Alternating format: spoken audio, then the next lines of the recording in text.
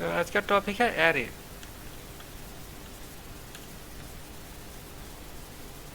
तो हम जब वेरिएबल डिक्लेयर करते हैं तो एक वेरिएबल के अंदर तो हम एट ए टाइम एक ही वैल्यू रख सकते हैं।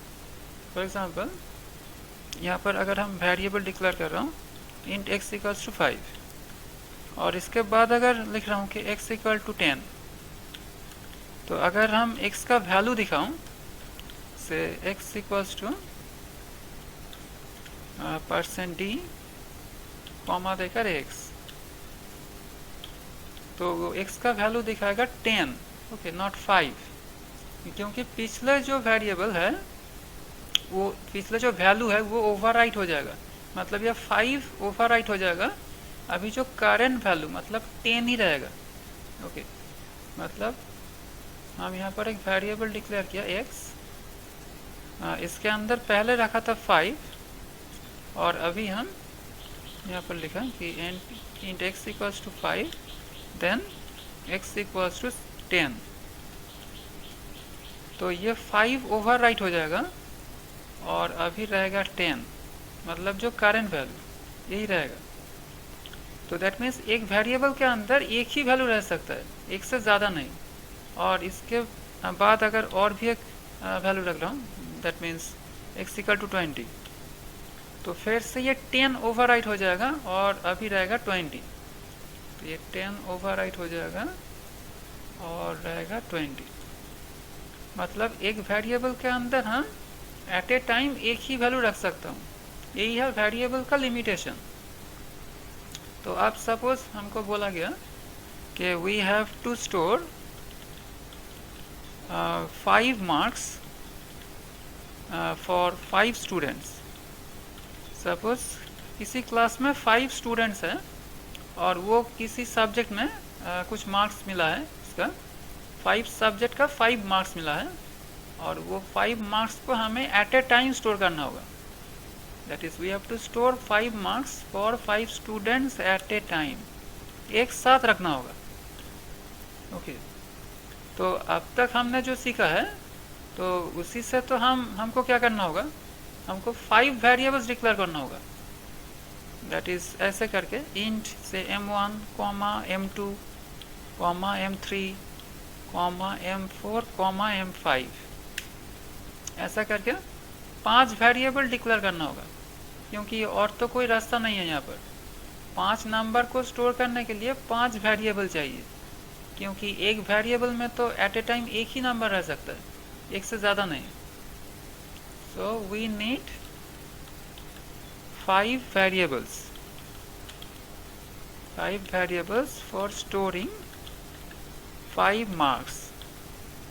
5 नंबर और 5 वैल्यू के लिए 5 वेरिएबल्स चाहिए, मतलब जितना नंबर और जितना डेटा स्टोर करना है उतना वेरिएबल चाहिए। फॉर एग्जांपल अगर 100 मार्क्स है, for 100 marks we need 100 variables. Okay, और अगर 1000 मार्क्स है और 1000 डेटा है तो 1000 वेरिएबल चाहिए। For 1000 marks we need 1000 variables. Okay, तो यही तो प्रॉब्लम है। तो एक साथ इतना वेरिएबल डिक्लेयर करना तो पॉसिबल नहीं है। ये 1000 वेरिएबल, अगर उससे भी ज़्यादा मार्क्स है और स्टूडेंट है, मतलब 10,000 स्टूडेंट है, तो 10,000 वेरिएबल चाहिए। तो इतना वेरिएबल लेकर एक साथ काम करना तो पॉसिबल नहीं है। ओके, ये तो बहुत ही मुश्किल हो जाएगा।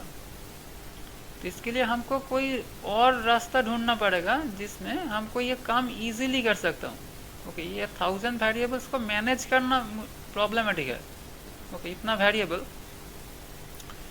तो इसके लिए एक इजी कोई वे हमको चाहिए जिसमें हम एक साथ ये 1000 वेरिएबल और इससे भी ज़्यादा वेरिएबल डिक्लेयर कर सकता हूँ, लेकिन किसी इजी वे में।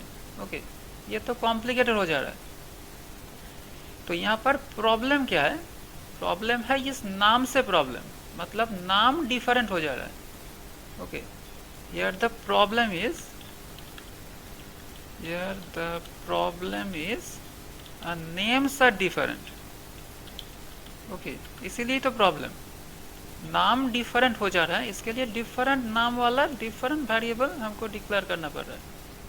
तो अगर हम ऐसा कर सकता हूँ कि नाम को कॉमन कर दूँ, मतलब नाम एक ही हो जाए सबका, तब हमारा काम इजी हो जाएगा। ओके, दैट मीन्स यहाँ पर हमारा जो पर्पस है, अब टारगेट क्या है? Target is to make the name common, okay, और सेम। सभी का नाम अगर सेम कर दूं किसी भी वे में, तो हमारा काम इजी हो जाएगा। ओके, हमारा तो प्रॉब्लम है नाम को लेकर, नाम डिफरेंट हो जा रहे हैं, M1 M2 M3, ऐसा नाम डिफरेंट हो जाने से ही प्रॉब्लम हो रहा है। अगर किसी भी तरीके से हम नाम को एक कर दूं, कॉमन कर दूं और सेम कर दूं, सेम नेम, सभी वेरिएबल का नाम एक ही होगा। अगर हम ऐसा कर सकता हूं तो हमारा काम इजी हो जाएगा। तो वही जो तरीका वही है एरे। एरे से हम सभी वेरिएबल का नाम एक कर सकता हूँ, कॉमन कर सकता हूँ, कॉमन नेम। लेकिन वेरिएबल अलग होगा, वेरिएबल्स अलग ही होगा, मतलब 1000 वेरिएबल्स ही होगा, लेकिन सभी का नाम सेम होगा। ओके, तो यही जो तरीका और टेक्निक, इसी को कहते हैं कि एरे। दैट मीन्स एरे से हम बेसिकली क्या करूँगा, using array we will declare more than one variable, more than one variables with a common name, okay, or group of variables, more than one variables or group of variables, group of variables with A common name, जिसका नाम same होगा। Okay, same name, तब कोई problem नहीं होगा। तो यही है एरे। मतलब एरे क्या है? Array is A group of variables with A common name. Array is A group of variables with a common name। Okay, एक से ज़्यादा वेरिएबल हम डिक्लेयर करूँगा जिसका नाम एक ही होगा, सेम नेम होगा। तो यही टेक्निक है एरे। तो मतलब एरे तो वेरिएबल ही है, ग्रुप ऑफ वेरिएबल। ओके, एक से ज़्यादा वेरिएबल, तो एरे को हमें डिक्लेयर करना पड़ेगा। वेरिएबल तो हम डिक्लेयर करना पड़ता है, तो एरे तो वेरिएबल ही है, तो इसके लिए एरे को भी हमको डिक्लेयर करना पड़ेगा। That is array is a variable, array is also a variable. Okay, variable, so we have to declare it,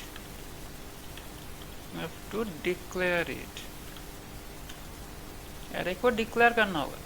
तो हम नॉर्मल वेरिएबल को जैसे डिक्लेयर करता हूँ ऐसे ही तो शुरू होगा, लेकिन थोड़ा सा अलग है। तो एरे को हम डिक्लेयर कैसे करूँगा? That is declaring array.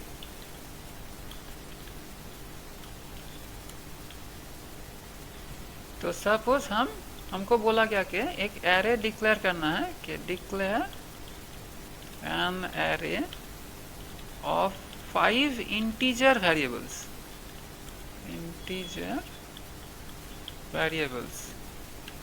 Okay, 5 integer variable को डिक्लेयर करना है।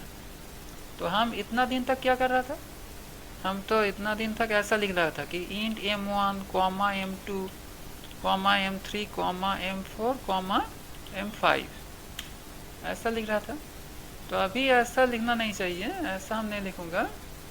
हम लिखूंगा ऐसा कि पहले तो इंट डेटा टाइप, और उसके बाद वेरिएबल का नाम। वेरिएबल का तो नाम देना ही होगा, लेकिन नाम एक ही होगा, दैट इज से m, और x दे दिया। और अब क्या करना होगा? एक स्क्वायर ब्रैकेट देना होगा, और स्क्वायर ब्रैकेट के अंदर देना होगा कि कितना वेरिएबल हमको डिक्लेयर करना है, मतलब 5 वेरिएबल्स। 5 वेरिएबल्स हमको यहाँ पर डिक्लेयर करना है। तो यहाँ पर लिखना है कि 5, ये स्क्वायर ब्रैकेट के अंदर और सेमीकोलन। तो यहाँ पर इंट है data type, okay, int is the data type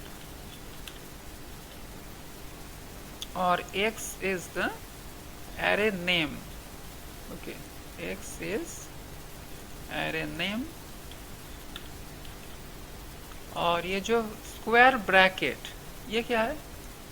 square bracket एक ऑपरेटर है, ये है एरे सबस्क्रिप्ट ऑपरेटर, इसको हम बोलता हूँ ये एरे सबस्क्रिप्ट ऑपरेटर, ओके। ये स्क्वायर ब्रैकेट, और स्क्वायर ब्रैकेट के अंदर क्या देना होगा? एरे का साइज, ओके। मतलब ये जो 5 है, ये क्या है? ये है एरे का size, that is size of array, okay. मतलब एरे में कितना वेरिएबल होगा, कितना रूम होगा और कितना वेरिएबल होगा। यहाँ पर 5 वेरिएबल्स, 5 इंटीजर वेरिएबल्स, इसीलिए साइज है 5। तो यहाँ पर ये जो साइज है इसका थोड़ा सा कंडीशन है, ये साइज कभी नेगेटिव नहीं हो सकता, okay. Size can not be negative, can not be negative. Negative size हम नहीं दे सकता हूँ, अगर दिया तो एरर होगा। Negative size is not applicable, okay. तो ये अगर ऐसा डिक्लेयर किया तो कंप्यूटर क्या करेगा, मतलब कंपाइलर क्या करेगा? कंपाइलर 5 घर होगा ऐसा एक वेरिएबल बना देगा और जिसका नाम होगा x। मतलब एक वेरिएबल बनाएगा जिसके अंदर 5 रूम होगा, 5 घर होगा, 1 2 3 4 5, ओके। ऐसा 5 वेरिएबल बना दिया, जो वेरिएबल्स साइड बाय साइड रहेगा, ओके। एक के साथ एक, ओके, एक के बाद एक, साइड बाय साइड रहेगा, ओके। और सभी वेरिएबल का तो नाम एक ही है, मतलब कॉमन नेम हम तो बताएं, मतलब ये जो 5 वेरिएबल सभी का नेम x है, ओके। 5 वेरिएबल का नाम ही x है। तो अब तो क्वेश्चन है कि ये जो 5 घर होगा, ये 5 घर को हम एक्सेस कैसे करूँगा, यूज कैसे करना है? सभी का नाम तो x है, तो x अगर बोलूँ तो वो कौन सा रूम को समझेगा, ये तो प्रॉब्लम है। तो इस प्रॉब्लम को सॉल्व करने के लिए हमने क्या किया कि सभी घर का एक नंबर दे दिया, तो उसको बोलता हूँ कि इंडेक्स नंबर। तो वो इंडेक्स नंबर 0 से स्टार्ट होता है। पहला घर का जो नंबर वो होगा 0, और दूसरा घर का होगा 1, तीसरा घर का 2, और चौथा घर का 4, ओके, 3, ओके, चौथा घर का 3, और पांचवा घर का है 4। 0 1 2 3 4, यह है 5 रूम्स। तो हम देख रहा हूँ कि ये स्टार्टिंग नंबर हमेशा 0 से शुरू होता है, और जो एंडिंग नंबर, लास्ट घर का जो नंबर वो क्या होगा कि साइज -1, ओके। इस घर का जो नंबर है इंडेक्स नंबर, इस ये नंबर को बोलता हूँ इंडेक्स, ओके। तो ये जो 0 1 2 ये सब लिख रहा हूँ, इसको बोलता हूँ इंडेक्स, ओके, इंडेक्स।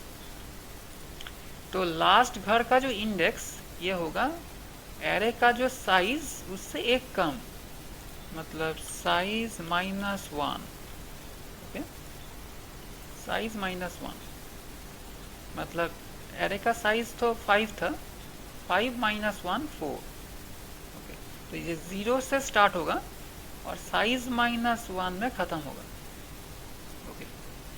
तो और अब हमको ये घर को एक्सेस करना है, ये तो नंबर तो मिल गया, अब क्या करना है, इस घर को एक्सेस करना है। तो एक्सेस करने के लिए पहला जो घर, मतलब 0th रूम, 0th घर को एक्सेस करने के लिए हम पहले बोलूँगा एरे का नाम x, और स्क्वायर ब्रैकेट के अंदर बोलना है घर का नंबर। पहले एरे का नाम x और स्क्वायर ब्रैकेट में घर का नंबर, मतलब कौन सा घर में हम डेटा को स्टोर करना चाहता हूँ और एक्सेस करना चाहता हूँ। तो x of 0 ऐसा बोलता हूँ हम, x of 0 और एक ज़ीरो, कुछ भी बोल सकता हूँ, एक ज़ीरो और एक्स ऑफ ज़ीरो। और ये जो फर्स्ट रूम, तो इसको बोलूँगा फिर से, पहले एरे का नाम और स्क्वायर ब्रैकेट में index, that is x of one. और दूसरा जो घर, इसको बोलता हूँ एक्स स्क्वायर ब्रैकेट में टू, मतलब एक्स ऑफ टू। ओके। और जो तीसरा घर मतलब थर्ड रूम, तो इसको लिखूंगा एक्स ऑफ थ्री। और लास्ट जो घर उसको है एक्स ऑफ फोर।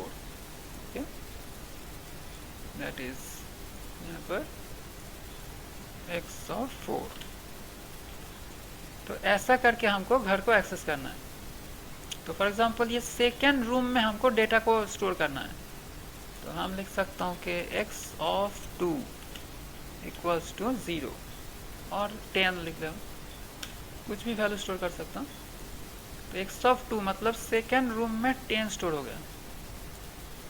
और अगर लिखूँ कि x of zero equal to 20, x of zero equals to 20, तो अब 0th रूम में 20 स्टोर हो जाएगा। यहाँ पर स्टोर हो गया 20। ओके, तो ऐसा करके हम सभी घर में वैल्यू दे सकता हूँ using array name and index number. और ये इंडेक्स नंबर रहेगा स्क्वायर ब्रैकेट के अंदर, मतलब पहले लिखना है array name. Okay, array name, और उसके बाद स्क्वायर ब्रैकेट में देना है इंडेक्स। ओके, तो यही है एरे इंडेक्स करने का जो टेक्निक। एरे का नाम और उसके बाद स्क्वायर ब्रैकेट के अंदर देना है इंडेक्स। कौन सा इंडेक्स में, कौन सा इंडेक्स का घर में हमको वैल्यू को स्टोर करना है और एक्सेस करना है, तो यही है सिंटैक्स। तो अब हमको ये प्रैक्टिकली देख रहा हूँ। तो हम यहाँ पर एक एरे डिक्लेयर कर रहा हूँ इंट एक्स ऑफ 5। और यहाँ पर हम अगर 0th रूम में वैल्यू देना चाहता हूँ तो लिखूँगा एक्स ऑफ 0 इक्वल टू से 10। और अगर दूसरा घर में वैल्यू देना चाहता हूँ, मतलब सेकेंड रूम में, ये एक्चुअली थर्ड रूम है, तो एक्स ऑफ 2 मतलब ये एक्चुअली तो थर्ड रूम, तो हम तो 0 से स्टार्ट कर रहा हूँ, इसके लिए 0 1 2 ऐसा ही बोलूँगा। सेकेंड रूम इक्वल्स टू से 20। ओके, स्टोर कर दिया। और हम अगर वैल्यू देखना चाहता हूँ तो हम प्रिंट एफ दूंगा, तो बोलूँगा x of 0 equals to %d और कॉमा देकर एक्स ऑफ 0। ओके, तो अब उस वो एक्स ऑफ 0 का नंबर को दिखा देगा, that is 10। X of 0 is 10। और अगर एक्स ऑफ 2 बोलूँ, that is x of 2, x of 2 is 20। Okay, तो ऐसा करके हम एरे में वैल्यू स्टोर कर सकता हूँ और पा भी सकता हूँ। ये एक्स, एरे का नाम एक्स, एंड उसके बाद स्क्वायर ब्रैकेट में देना है इंडेक्स का नंबर। ओके, तो अब अगर हम एरे को पहले ही, एरे के अंदर जितना घर है सभी घर में अगर पहले से ही वैल्यू देना चाहता हूँ तो ऐसा करके तो दे सकता हूँ, लेकिन ऐसा करने से तो टाइम लग रहा है। अगर एरे के अंदर बहुत सारे घर है, तो फॉर एग्जांपल 20 रूम्स है और 50 रूम्स है, तो 50 रूम्स में तो ऐसा इक्वल टू देकर वैल्यू स्टोर करने से तो टाइम लग जाएगा, ये तो टाइम कंज्यूमिंग है। तो ऐसा करके वैल्यू स्टोर करने का ज़रूरत नहीं है, तो इसका एक शॉर्टकट है। मतलब सभी इंडेक्स के लिए इक्वल टू देकर वैल्यू स्टोर करने के लिए तो टाइम लग रहा है, तो ऐसा टाइम यूज़ करना कोई, इसका कोई ज़रूरत नहीं है। तो हम इसके बदले जो करूँगा, एक्स ऑफ 5 इक्वल्स टू एक ब्रेस दूंगा। ओके, और ब्रेस के अंदर आइटम को हम कॉमा देकर बोल दूंगा, जितना चाहे आइटम बोल सकता हूँ। लेकिन अगर यहाँ पर एक कंडीशन है कि अगर हमने ये जो एक्स है एरे का नाम, यहाँ पर साइज़ अगर बता दिया, साइज़ अगर मेंशन कर दिया, तो इस साइज से ज़्यादा आइटम हम यहाँ पर नहीं बोल सकता हूँ। मतलब यहाँ पर तो 5 लिखा है, 5 से ज़्यादा आइटम यहाँ पर बोल नहीं सकता। अगर बोल दिया तो वो एरर देगा। मतलब 40, 50 एंड 60 कर दिया तो मतलब यहाँ पर 6 नंबर्स हमने स्टोर किया, लेकिन एरे का साइज है 5, तो ये पॉसिबल नहीं है। तो अगर इसको दिखाऊं तो ये एरर दे दिया, बोला कि too many initialisers for int 5। Okay, तो हमने अगर साइज दे दिया तो ये हमको याद रखना चाहिए कि साइज के ज़्यादा आइटम हम यहाँ पर नहीं बोल सकता। तो अगर हमने ये साइज को नहीं दिया, ये साइज को हटा दिया, ये साइज अभी ऑप्शनल है। अगर डिक्लेरेशन का टाइम में इनिशियलाइज कर दिया तो तब ये साइज ऑप्शनल है। हम साइज बोल भी सकता हूँ, नहीं भी बोल सकता हूँ। अगर साइज नहीं बोला तो हम यहाँ पर जितना चाहे आइटम दे सकता हूँ, कोई प्रॉब्लम नहीं। 60, 70, 80 कुछ भी दे सकता हूँ, कोई प्रॉब्लम नहीं। ऑटोमेटिकली सी का कंपाइलर इतना नंबर स्टोर कर सकता है, ऐसा घर बना देगा। मतलब यहाँ पर 8 रूम बना देगा। ओके, यहाँ पर जितना नंबर लिखूंगा उतना घर वो बना देगा ऑटोमेटिकली। ओके, अगर साइज मेंशन नहीं किया तो अगर हमने इनिशियलाइज कर रहा हूँ डिक्लेरेशन का टाइम में, तो साइज बताना मैंडेटरी नहीं है, ये ऑप्शनल है, लेकिन बता भी सकता हूँ। अगर साइज बता दिया तो उसके ज़्यादा आइटम हम स्टोर नहीं कर सकता हूँ, और अगर साइज नहीं बताया तो हम जितना चाहे आइटम स्टोर कर सकता हूँ। यही है यहाँ पर कंडीशंस। ओके, तो अब तो सी कंपाइलर 8 रूम्स बना देगा, कोई प्रॉब्लम नहीं। ओके, यहाँ पर हमने साइज मेंशन नहीं किया है, अब कोई प्रॉब्लम नहीं, ये चला देगा। और x2 हमने दिखाया, ये तो x2 में 30 हमने तो कुछ नहीं किया। ओके, ओके, तो यहाँ पर हमने वैल्यू स्टोर कर दिया, इसीलिए 30 दिखा रहा है। हमने तो यहाँ पर वैल्यू स्टोर कर दिया, इसके लिए यहाँ पर दिखा रहा है 30। अगर इनिशियलाइज नहीं करता तो गार्बेज और 0 कुछ भी दिखा सकते हैं। तो अभी तो हमने 30 को स्टोर कर दिया, इसके लिए दिखा रहा है 30। ओके, तो मतलब हम डिक्लेरेशन का टाइम में अगर इनिशियलाइज कर दूं तो साइज हम मेंशन कर भी सकता हूँ, नहीं भी कर सकता हूँ, कोई प्रॉब्लम नहीं। लेकिन अगर साइज मेंशन कर दिया तो याद रखना होगा, इससे ज़्यादा आइटम हम यहाँ पे स्टोर नहीं कर सकता हूँ। अब साइज बता दिया 4, अब हम मैक्सिमम 4 एलिमेंट ही रख सकता हूँ, 4 से ज़्यादा नहीं। तो अब फिर से एरर देगा, एरर दे दिया, that is too many initialisers for int 4। Okay, maximum 4 items हम रख सकते हैं। अब दूसरा जो कंडीशन बताया कि ये साइज कभी नेगेटिव नहीं हो सकता, कि अगर -4 कर दिया और यहाँ पर 4 आइटम्स ही रखा, 4 आइटम्स ही है, लेकिन हम साइज को माइनस कर दिया, तो ये भी पॉसिबल नहीं है। Size of array is negative, वो बोल रहा है। ओके, तो साइज कभी नेगेटिव नहीं हो सकता, तो साइज तो हमेशा पॉजिटिव ही होगा। नेगेटिव साइज ये तो मीनिंगलेस है। ओके, तो इसीलिए पॉजिटिव साइज ही हमको देना पड़ेगा। तो अगर हमने ऐसा बोल दिया कि हम साइज अगर नहीं भी पता तो चलेगा, तो सी कंपाइलर 4 घर वाला एक एरे बना देगा। एक एरे बनाएगा जिसमें 4 रूम्स रहेगा, ऑटोमेटिकली वो बना देगा। तो यही है एरे का डिक्लेरेशन एंड इनिशियलाइजेशन। तो अब एरे का जो डेटा, इसको मॉनिटर में दिखाना होगा। तो हम तो एक एक करके दिखा सकता हूँ। मतलब पहले एक सब 0, ओके, इसको दिखाया। ओके, और इसको कॉपी करके यहाँ पर 101 और यहाँ पर भी 101, और इसको फिर से कॉपी करके 102 और यहाँ पर भी 102 और यहाँ पर 103 और यहाँ पर भी x(3).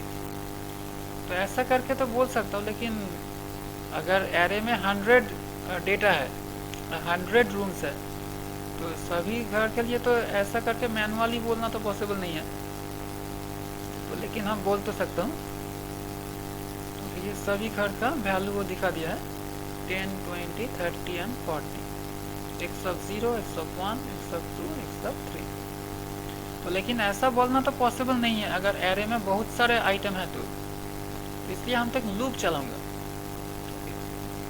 तो अब हम एक लूप चलाऊंगा, एक प्रिंटफ तो रहेगा और बाकी प्रिंटफ का ज़रूरत नहीं। हम यहाँ पर जो लूप चलाऊंगा, फॉर लूप। ओके, तो for int i equal to, ये i कहाँ से शुरू होगा, ये 0 से शुरू होगा। Okay, i equal to 0 and semicolon देकर i लेस देन और इक्वल टू, ये कब तक चलेगा। यहाँ पर तो 4 आइटम है, तो 0 से स्टार्ट हो रहा है, तो लास्ट आइटम का नंबर कितना होगा, 3 होगा, 0, 1, 2, 3।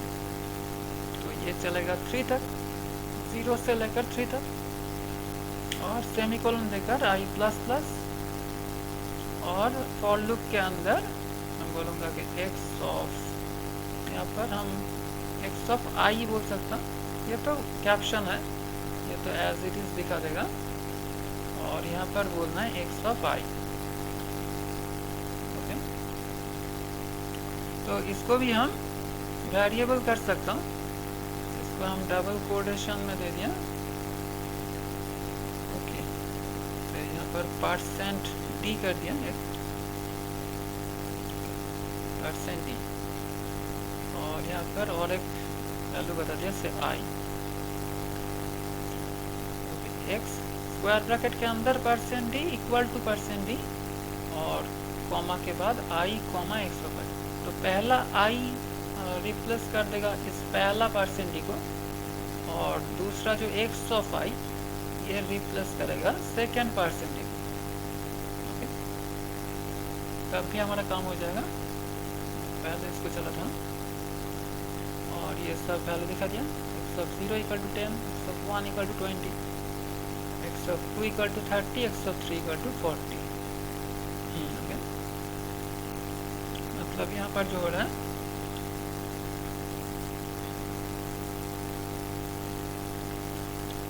ओके, तो हमारा ये है प्रोग्राम।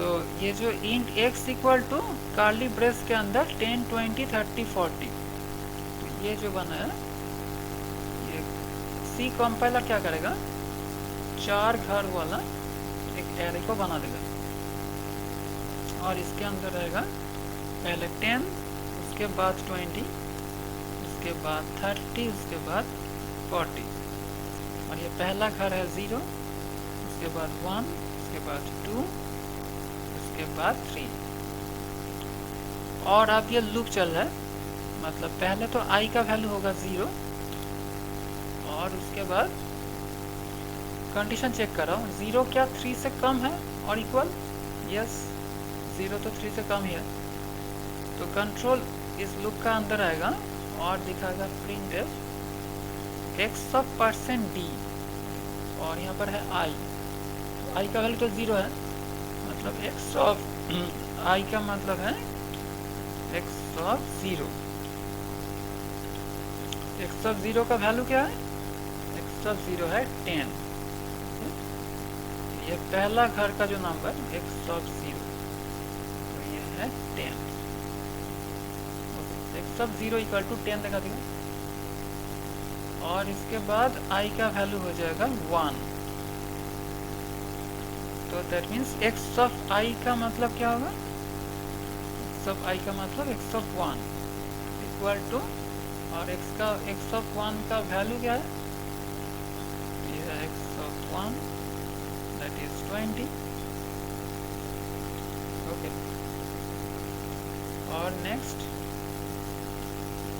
i का वैल्यू जब 2 है, तब x ऑफ i मतलब x of 2, x of 2 equal to ये 30, ये x ऑफ 2 है, 30 और उसके बाद i का वैल्यू जब 3 होगा तब x ऑफ i मतलब x of 3 x of 3 equal to 40। तो यही है हमारा 4 वैल्यू। तो हम एक लूप से इस एरे का वैल्यू को डिस्प्ले कर सकते हैं। ये है एरे का एडवांटेज। हम लूप से एक एरे का वैल्यू को एक्सेस कर सकता हूँ और डिस्प्ले कर सकता हूँ, कुछ भी कर सकता हूँ।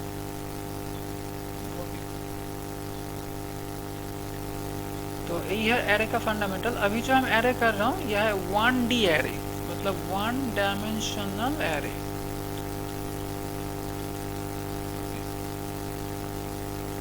तो अब हम एरे का डिक्लेरेशन कर दिया, इनिशियलाइज कर दिया और डिस्प्ले भी कर दिया। और अब जो नेक्स्ट प्रोग्राम करना है दैट इज एरे लूंगा, right a program to take और to declare an array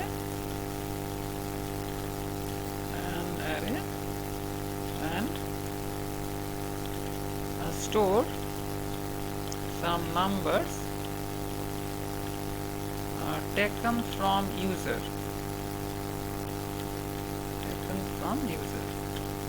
user के पास से कुछ नंबर को लेना है और वो नंबर हमको एरे के अंदर स्टोर करना है। ओके। तो अभी तो हम मैनुअली इस एरे में नंबर स्टोर कर रहा हूँ, मतलब इक्वल टू देकर एरे को मैनुअली हम नंबर दे रहा हूँ। लेकिन सभी टाइम में तो ऐसा नहीं होगा, यूज़र भी नंबर दे सकते हैं। यूज़र जो नंबर देगा उस नंबर को हमें एरे के अंदर स्टोर करना है।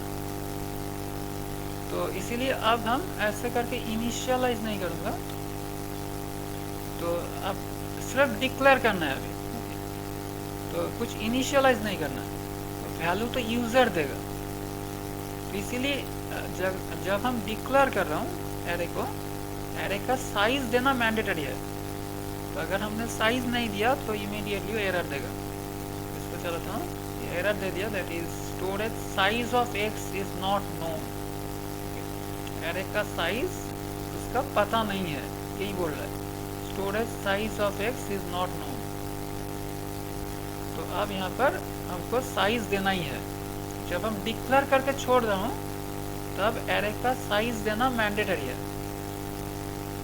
तो अब इसका साइज दे दिया से 3, ओके, 3 रूम दे दिया। मतलब यूज़र के पास से हमको 3 डेटा को मांगना है, दैट इज यूज़र 3 नंबर्स देगा। ये तो इंटीजर एरे है, 3 नंबर्स देगा और उस नंबर को हम एरे का 3 घर में स्टोर कर रहा हूँ। यही है प्रोग्राम। तो हम ऐसा भी कर सकता हूँ कि ये जो साइज ये भी यूज़र के पास से हम ले सकता हूँ। तो इस तब हमको क्या करना होगा, और एक वेरिएबल चाहिए दैट इज इंट n, और हम यूज़र को पूछूंगा प्रिंट के enter size of array. Okay, तो यहाँ पर यूज़र ही साइज बता देगा। तो हम इसको स्कैनफ करके n के अंदर स्टोर कर लूँगा, %d %n। ओके, और हम इस n को लेकर इस एरे को बनाऊंगा, मतलब एरे का साइज होगा अभी n। ऐसा भी कर सकता हूँ, int x of n। Okay, तो हम एरे को अभी डिक्लेयर कर दिया जिसका साइज क्या हुआ n। इस n का वैल्यू यूज़र देगा। तो अब हम यूज़र के पास से वैल्यू को लूँगा। तो ये तो डिस्प्ले करने के लिए तो ठीक है, ये हम बाद में भी चलाऊँगा। इसको कॉपी करके यहाँ पर रखता हूँ। तो ये 3 नहीं होगा अभी होगा ये n-1, मतलब एरे का तो साइज n है।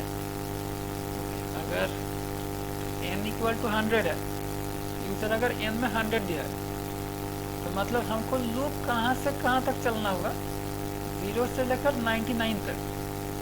Okay, if n equals to 10, then loop will be executed from 0 to 99. okay?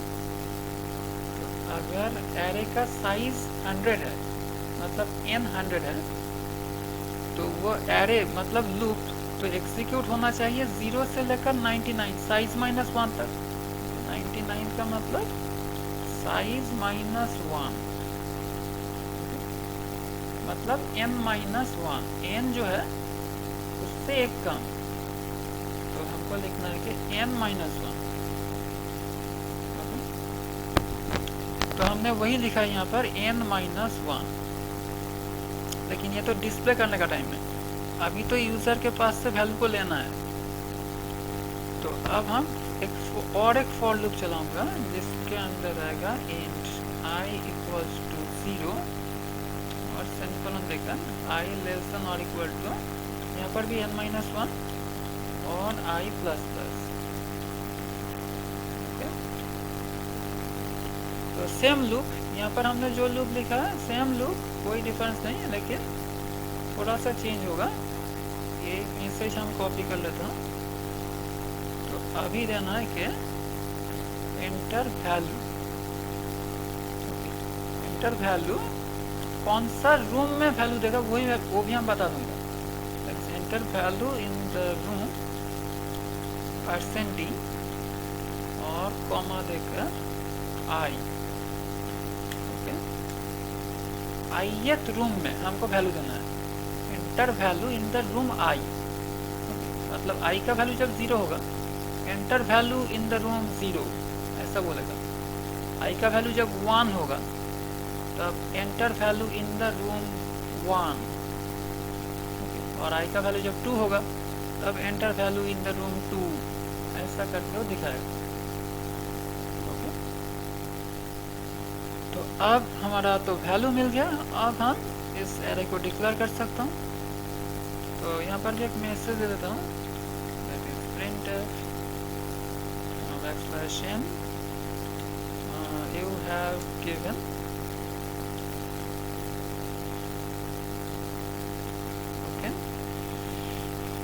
और \n देकर हम यह लूप चला दूंगा।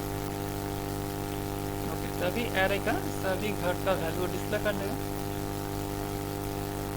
ओके, और अब इसको स्कैनफ में यहाँ पर देना होगा कि x of i। Okay,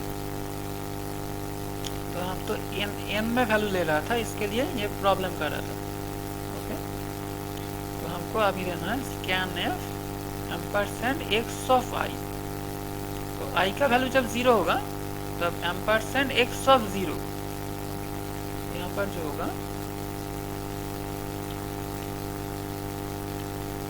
okay, i का वैल्यू जब 0 तब स्कैनफ में वो क्या होगा कि $x ऑफ i मतलब x of 0। Okay, $x of 0, और इसके बाद i का वैल्यू जब 1 होगा तब $x ऑफ 1।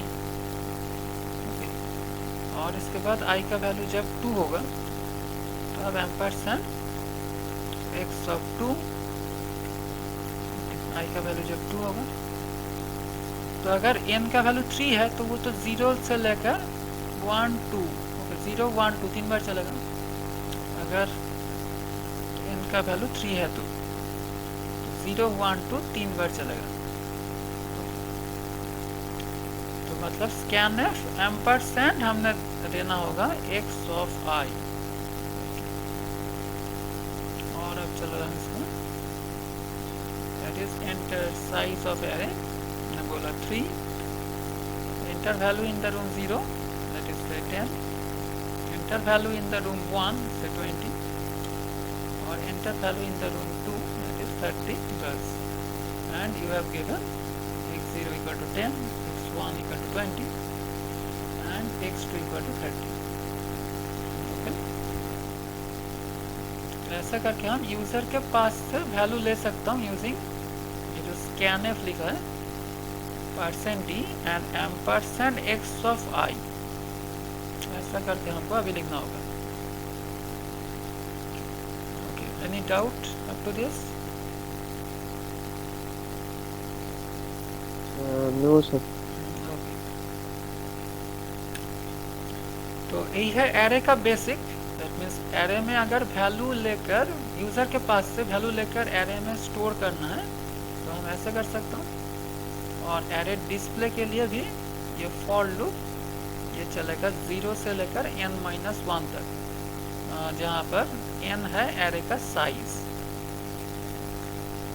अब हम डिफरेंट प्रोग्राम कर सकता हूँ। दैट इज एरे का वैल्यू अगर हमको बोला है कि ऐड करना है, okay, that is next program होगा कि write a program to add the numbers of an array. Array के अंदर जितना नंबर है सभी को ऐड करना है, ओके। तो यहाँ पर हम एरे को पहले ले ही लेता हूँ, यूज़र के पास से अभी नहीं ले रहा हूँ, हम एरे को हम ले ही लूँगा, मतलब एरे को पहले इनिशियलाइज कर दूँगा। तो हम ये जो scanf का पोर्शन ये हम हटा दिया, डिस्प्ले तो करना है, इसके लिए तो डिस्प्ले का लूप रहेगा। और हम पहले int x equal to square bracket के अंदर अभी साइज नहीं दे रहा हूँ क्योंकि हम तो इनिशियलाइज कर दूंगा 10, 20 एंड 30, 3 नंबर लिया। और यहाँ पर साइज बोलना मैंडेटरी नहीं है। और अभी तो हमने वैल्यू दे दिया, दैट इज 10, 20, 30। इसके लिए ये यही वैल्यू दिखाएगा 0 से लेकर अगर n-1 तक लूप चला। और यहाँ पर हेडिंग थोड़ा सा चेंज कर देता हूँ, that is array content. Array content यही दिखाएगा 10, 20 एंड 30। n-1 नहीं होगा, ये होगा। और n का वैल्यू हम यहाँ पर ले सकता हूँ, that is n equals to 3। और डायरेक्टली हम यहाँ पर 2 लिख सकता हूँ, 0, 1, 2। अगर चला एरे कंटेंट दिखा दिया, दैट इज 10, 20 एंड 30। तो अब ये तीनों वैल्यू को ऐड करना है, मतलब हमारा जो आउटपुट होगा, output will be 10 plus 20 plus 30 equals to 60। तो अब हम तो एरे का कंटेंट यहाँ पर दिखा दिया, और भी एक वेरिएबल चाहिए यहाँ पर, that is int s equal to 0। Sum करने के लिए हमको एक वेरिएबल चाहिए, तो अब ले लिया s इक्वल टू 0। तो अब फिर से यही लूप को चलाना है, दैट इज 0 से लेकर n-1 तक। और इसके अंदर करना है s equal to s plus, पहले तो i कर रहा था, एरे जब हमने नहीं किया था इसका पहले तो s equal to s plus i ऐसा लिख रहा था। तो अभी तो हम ऐसा नहीं लिख सकता हूँ, हमको लिखना है s equal to s plus x of i। i के जगह लिखना है x ऑफ i, बस यही चेंज है और कुछ चेंज नहीं है। और हम इसको दिखा दूंगा, that is print some is %d comma देकर s, ओके। तो बस यही हमारा प्रोग्राम। तो अब चला कर देखता हूँ, दैट इज एरे कंटेंट लिखा दिया और उसके बाद सम इज, हमने %d नहीं दिया, %d एंड सम इज 16। तो हम बैकस्लैश इन देते हैं, दैट इज सम इज 16। तो ऐसा करके लूप के थ्रू हम एरे का वैल्यू को ऐड भी कर सकता हूँ। तो यहाँ पर जो हो रहा है,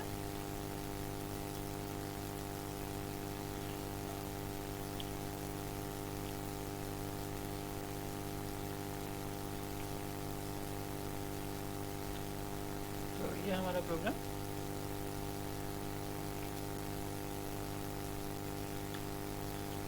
तो ऐसा करने से एक एरे सी कंपाइलर ने बना दिया जिसके अंदर होगा 3 रूम। तो फर्स्ट रूम में है 10, सेकेंड रूम में 20 एंड थर्ड रूम में 30। तो इंडेक्स है 0, 1 एंड 2 और वेरिएबल है x। तो अब ये तीनों नंबर को ऐड करना है। तो हमने दिया s इक्वल टू 0। तो i का वैल्यू जब 0 तब s का वैल्यू क्या होगा? s equal to 0 plus x of i। x of i का मतलब x ऑफ 0।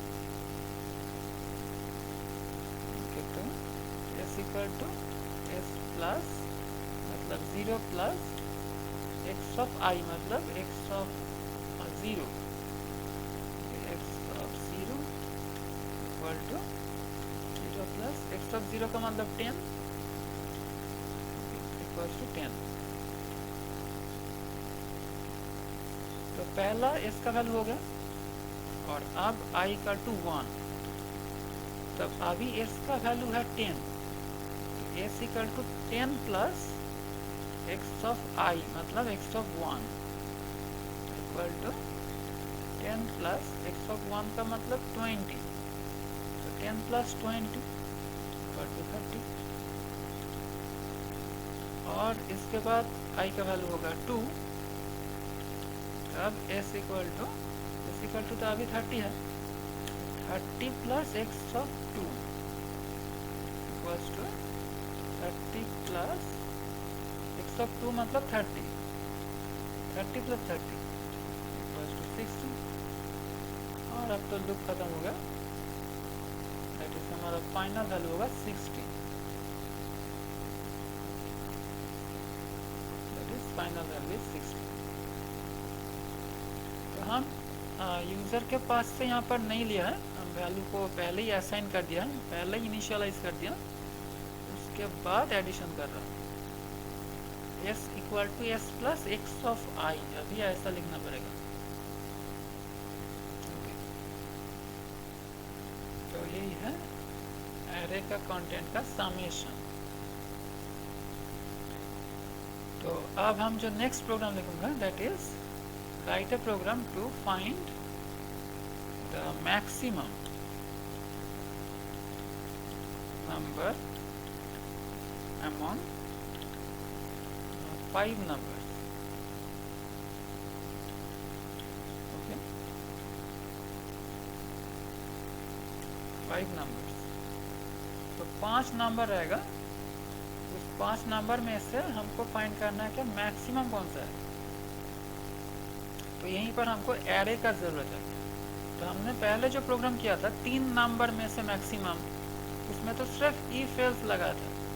लेकिन अगर नंबर ज़्यादा हो गया, 5 नंबर, 10 नंबर, 20 नंबर, ओके, और हाँ 1000 नंबर, 1000 नंबर के बीच में अगर मैक्सिमम निकालना है तो अगर सिर्फ अगर पहले जो किया था कि if else, अगर सिर्फ if else से ही उसको ट्राई किया तो बहुत ही ज़्यादा if else लगेगा। ओके, तो 1000 वेरिएबल्स के लिए मतलब 1000 डेटा के लिए हमको तो 1000 if else चाहिए और उससे भी ज़्यादा।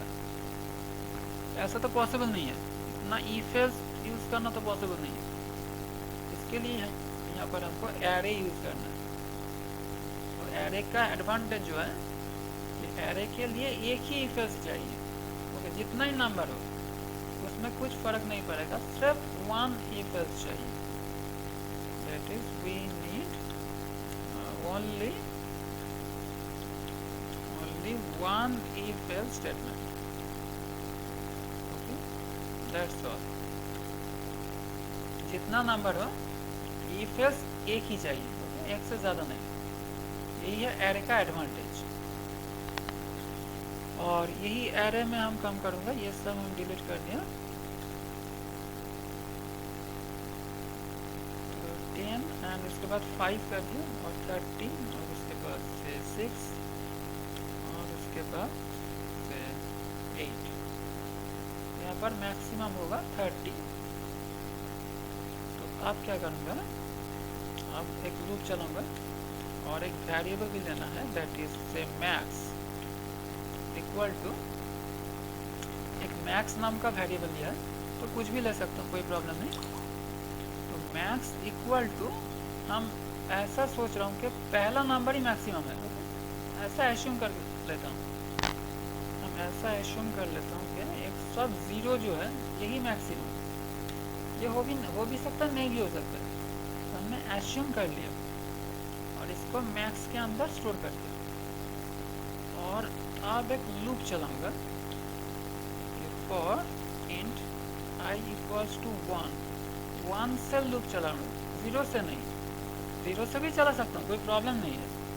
तो लेकिन हमने 0th जो आइटम ये तो मैक्स के अंदर स्टोर कर ही लिया, और अगर यहाँ पर फिर से 0 बोला तो क्या होगा कि 0 के साथ 0 जो आइटम, मतलब 0th आइटम, एरे का 0th आइटम के साथ उसी का कंपेयर होगा, मतलब खुद के साथ कंपेयर होगा।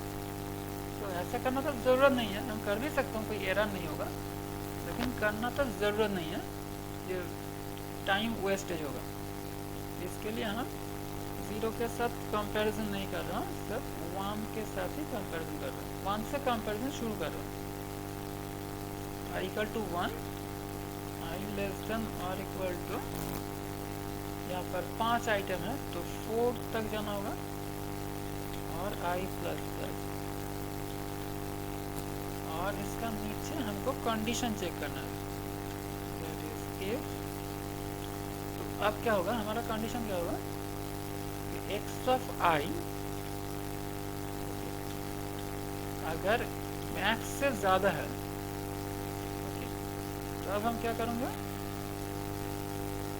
यहाँ पर हम मैक्स के अंदर वही एक्स ऑफ आई को स्टोर कर दूंगा, that is max equal to x of i, okay that's all. और लूप से बाहर आकर हम मैक्स को प्रिंट कर दूंगा, that is maximum value is, और %d और कॉमा देकर मैक्स, ओके। तो अब देख रहा हूँ ये कैसे चल रहा है।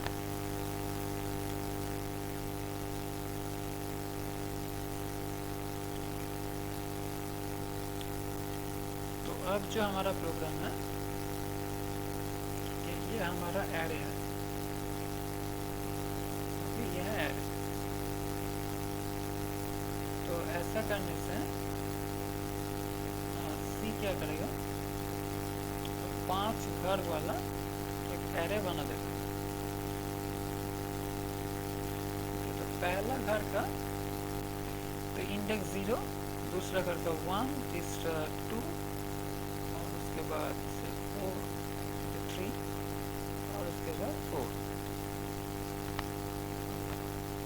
और यहाँ पर जो वैल्यूज हैं दैट इज पहले 10, और उसके बाद 5, 30, और उसके बाद 6 एंड 8।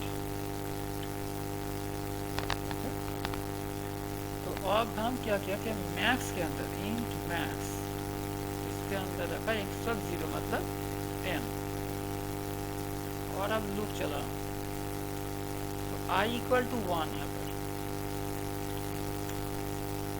आप कंडीशन चेक करो, तो i इक्वल टू 1, तो 1 तो 4 से कम है, ये तो लूप चलेगा। और अब चेक कर रहा हूँ एक्स ऑफ i मतलब एक्स ऑफ 1, क्या ग्रेटर देन मैक्स है, मैक्स के अंदर क्या है 10, और एक्स ऑफ 1 में क्या है, एक्स ऑफ 1 मतलब 5, एक्स ऑफ 1 में 5 है। तो चेक कर रहा हूँ क्या 5 मैक्स से ज़्यादा है, मैक्स का वैल्यू 10, तो क्या 5 10 से ज़्यादा है, नो, कंडीशन फॉल्स। तो अब क्या होगा कि इफ कंडीशन में वो नहीं जाएगा, कंडीशन तो फॉल्स हो गया। तो अब हम जो थर्ड नंबर मतलब 30 इसको चेक कर रहे हैं, ओके। मतलब i अगर 2 टू जो जब होगा तब चेक कर रहा हूँ एक्स ऑफ टू क्या ग्रेटर देन मैक्स है। एक्स ऑफ टू का मतलब 30, एक्स ऑफ टू मीन्स 30, तो 30 क्या मैक्स से ज़्यादा है, मैक्स का वैल्यू है 10, यस 30 इज ग्रेटर देन 10। तो अब क्या करूँगा, अब मैक्स के अंदर स्टोर कर दूंगा एक्स ऑफ आई मतलब 30। ओके ओके, तो अब हम x इक्वल टू 3 की i equal to 3, i equal to 3 का मतलब एक्स ऑफ 3 होगा 6। तो अब चेक कर रहा हूँ एक्स ऑफ 3 क्या ग्रेटर देन मैक्स है। एक्स ऑफ 3 का मतलब 6, 6 क्या मैक्स से ज़्यादा है, मैक्स का वैल्यू क्या है 30, तो 6 क्या 30 से ज़्यादा है, नो, कंडीशन फॉल्स, तो कुछ नहीं होगा और आई का वैल्यू होगा 4। ओके, तो अब आई जब 4 हुआ तब x of 4, okay x of 4, x of 4 is greater than max, क्या चेक कर रहा हूँ, तो x ऑफ 4 मतलब 8, ओके यह है 8 और मैक्स का वैल्यू क्या है, मैक्स का वैल्यू 30, ओके 30, तो 8 क्या 30 से ग्रेटर देन है, नो, तो इसका कंडीशन भी फॉल्स हो गया। तो अब लूप खत्म हो जाएगा, तो 0 से लेकर 4 तक ये हो गया, तो मतलब लूप खत्म हो गया। तो अब मैक्स के में क्या है, मैक्स में है 30, तो मैक्स के अंदर जो रहेगा यही होगा हमारा फाइनल वैल्यू। अब लूप से निकलकर वो दिखा देगा कि मैक्सिमम वैल्यू इज, और मैक्स का वैल्यू जो है 30, ओके मैक्स इज 30, ओके। और अगर इसको चलाऊं, ओके तो अब मैक्सिमम वैल्यू इज 30, ओके। तो ऐसा करके हम जितना चाहे नंबर को लेकर उसके अंदर हम मैक्सिमम वैल्यू को निकल सकता हूँ, ओके ओके। तो एनी डाउट यहाँ पर, एनी कंफ्यूजन?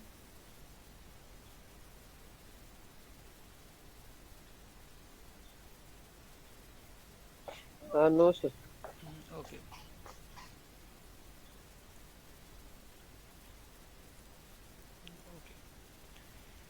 तो अब 1D एरे का जो नेक्स्ट प्रॉब्लम वो है सर्चिंग एंड शॉर्टिंग, ओके ये दोनों ही इंपॉर्टेंट प्रोग्राम है। Okay next program is searching in 1D array, 1D numeric array. तो अभी हम न्यूमेरिक एरे से कर रहा हूँ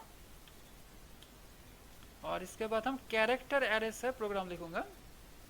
अभी जो प्रोग्राम हो रहा है ये सब न्यूमेरिक एरे के ऊपर प्रोग्राम हो रहा है, और ये एरे सब 1D एरे है, 1 डायमेंशनल एरे, ओके। अब हमको सर्चिंग करना है, तो सर्चिंग हम दो तरीके से कर सकता हूँ। तो पहला जो तरीका यह है sequential search, okay sequential search, okay. और जो सेकंड जो टेक्निक यह है binary search, okay binary search. तो पहले हम सीक्वेंशियल सर्च को देखता हूँ, ये थोड़ा सा इजी है और बाइनरी सर्च थोड़ा सा कॉम्प्लिकेटेड है, लेकिन यही अच्छा है, बाइनरी सर्च ही अच्छा है क्योंकि इसमें टाइम कम लगता है, टेक्स लेस टाइम, ओके ये फास्टर है, ये बाइनरी सर्च फास्टर है, लेकिन ये जो सीक्वेंशियल सर्च ये करना तो इजी है, easy to implement, easy to implement, okay लेकिन but takes much time, okay but takes much time, okay ये टाइम ज़्यादा लेता है, okay ये जो सीक्वेंशियल सर्च ये टाइम ज़्यादा लेता है। ओके, तो यही इसका प्रॉब्लम है। तो सीक्वेंशियल सर्च का जो प्रॉब्लम दैट इज़ ये मच टाइम लेता है, यही सॉल्व करता हूँ हम बाइनरी सर्च से। तो ये हम बाद में देखूंगा। तो पहले देखना ये सीक्वेंशियल सर्च। तो सीक्वेंशियल का मतलब क्या, इसमें एरे का जितना रूम होगा, सभी रूम में जितना नंबर होगा सभी को कंपेयर करना होगा। ओके, जब तक ना वैल्यू मैच कर रहा है। अगर वैल्यू मैच कर गया तब तो हम लूप को स्टॉप कर दूंगा, लेकिन जब तक ना वैल्यू मैच कर रहा है तब तक सभी नंबर को हमको कंपेयर करना होगा। ओके, मतलब सपोज एक एरे में ऐसा नंबर है से 10, 5, 3, 8 एंड 4। तो अब यूजर ने दिया है n इक्वल टू 8। इस नंबर को सर्च करना होगा। That is we have to search whether 8 is present in this array or not. Whether 8 is present inside this array or not. Okay, ये 8 इस एरे के अंदर है या नहीं, इसको हम सर्च करके बताना चाहता हूँ। तो अगर 8 इस एरे में है तो हम बताऊंगा कि yes it is present. Okay, output जो होगा that is output yes it is present.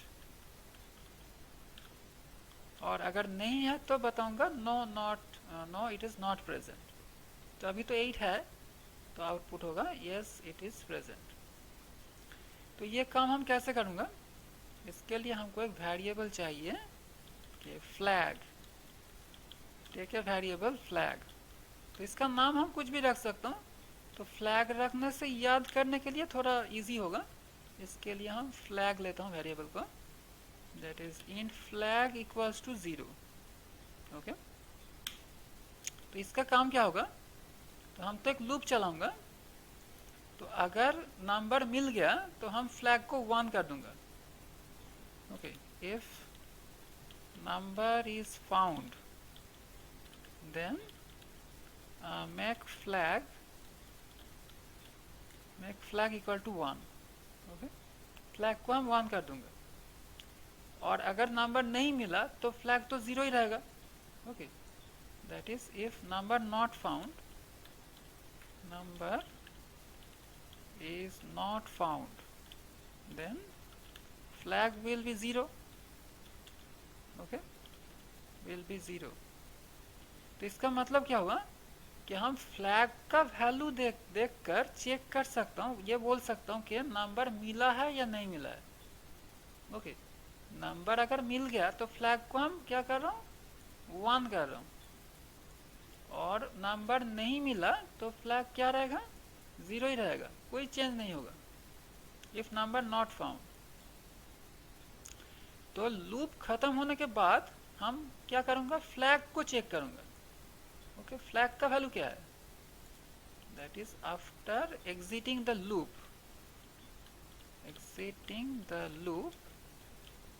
We will check whether flag is 0 और 1। ये हमको चेक करना है। एक लूप से बाहर आकर हम चेक कर रहा हूँ फ्लैग का वैल्यू 0 है या 1 है। तो अगर फ्लैग का वैल्यू 0 है तो हम क्या बताऊंगा कि नंबर मिला नहीं है। ओके, और फ्लैग का वैल्यू अगर 1 है तो हम बताऊंगा कि नंबर मिल गया।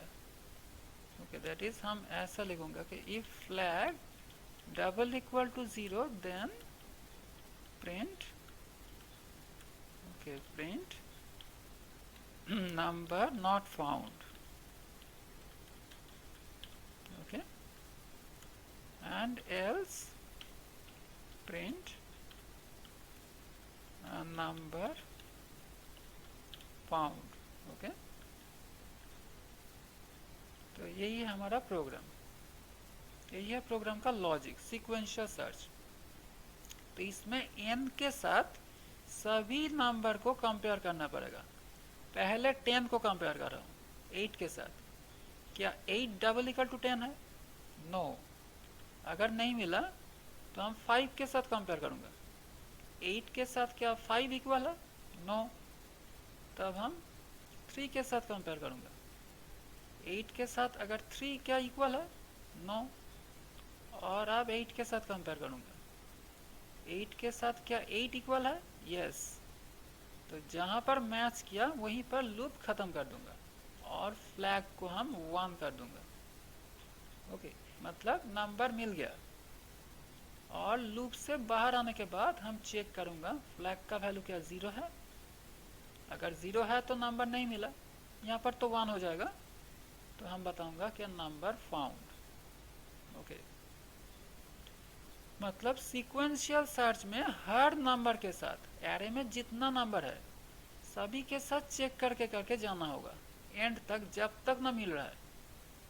ओके, इसका मतलब अगर यह नंबर एरे में नहीं है तो एरे में जितना आइटम होगा सभी के साथ हमको कंपेयर करना होगा, किसी भी नंबर को मिस नहीं करना है। यही है सीक्वेंशियल सर्चिंग। ओके, शुरू से लेकर 0 से लेकर एंड तक, साइज -1 तक हमको लूप को चलाना है और सभी आइटम के साथ कंपेयर करना है। ओके, तो यहाँ पर जो हो रहा है कि in this search every element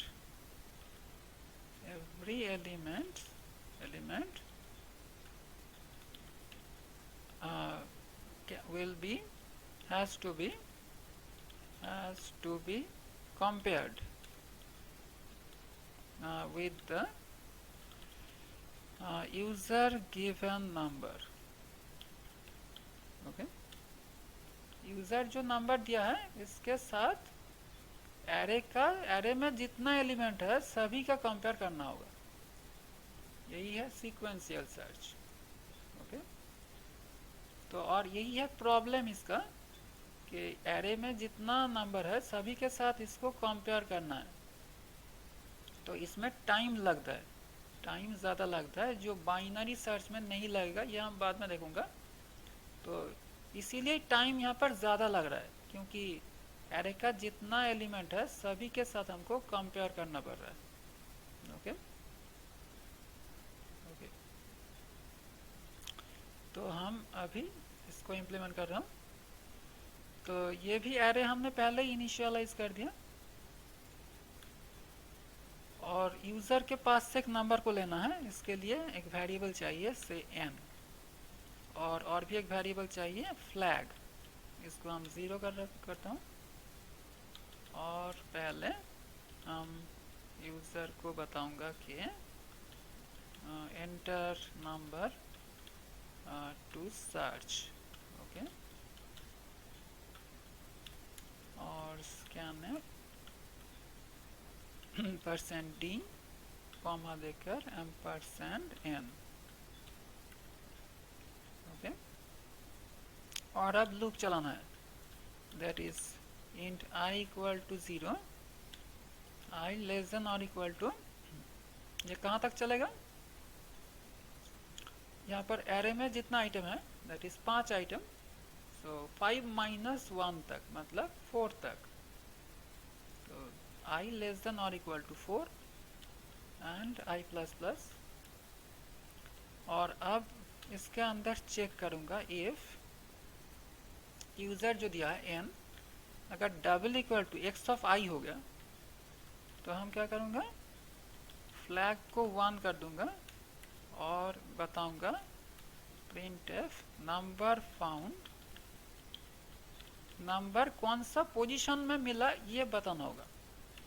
okay, number कौन सा पोजीशन में मिला है, तो number found at position %d comma देकर i।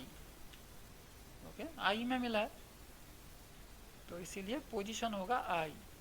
तो i+1 भी कर सकता हूँ, अगर ज़ीरो पोजीशन में मिल रहा है तो यूज़र कंफ्यूज हो सकता है कि ये ज़ीरो क्या है, यूज़र को तो कुछ समझ में नहीं आएगा।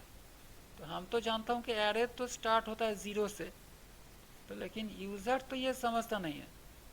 तो यूज़र के लिए हम i+1 बोल सकता हूँ, मतलब अगर ज़ीरो में मिला है तो वो 1 दिखाएगा। ओके, ऐसा भी बोल सकता हूँ। ओके, और अब लूप से निकलने के बाद तो यहाँ पर लूप से निकलने के बाद हम कंडीशन चेक करूँगा इफ़ फ्लैग का वैल्यू क्या है। तो फ्लैग अगर ज़ीरो है तो हम बता सकता हूँ क्या, number not found, number not found. Okay,